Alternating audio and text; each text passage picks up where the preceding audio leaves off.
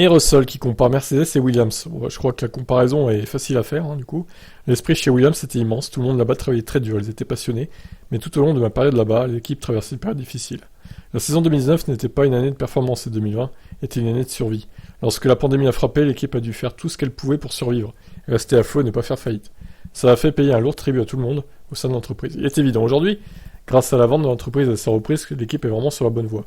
Mais il faut du temps pour tout affiner.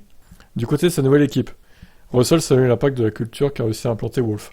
Chez Mercedes, ils ont eu tellement de succès, Toto est à la barre depuis très longtemps, et la culture est ancrée chez tout le monde. C'est une machine bien huilée, qui fonctionne sur tous les cylindres. Je savais à quel point l'équipe était excellente, et combien tout le monde était talentueux, mais depuis que je suis arrivé, je me suis rendu compte du niveau auquel elle opère. C'est une véritable source d'inspiration pour moi, de voir 2000 personnes donner tout ce qu'elles peuvent pour fabriquer des voitures de course aussi rapides. Leurs priorités sont la course et la course. Et ils veulent juste gagner, c'est assez spécial.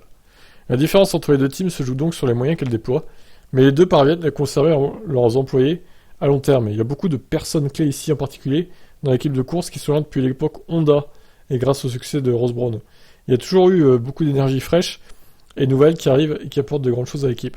On a l'impression que c'est une équipe familiale ici, mais Williams c'était vraiment une entreprise familiale. La majorité des gens chez Williams que je rencontrais quand je faisais le tour de l'usine étaient là depuis 15 ou 20 ans, voire 25 ou 30, ce qui semblait être le cas dans toute l'usine. Bon, je pense qu'il est mieux là où il est, hein. Russell chez Mercedes, clairement.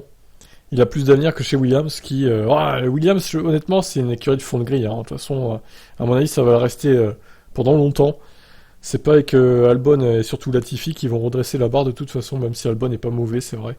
C'est pas non plus, pour moi, un Verstappen ou un Hamilton en puissance. On va pas se mentir.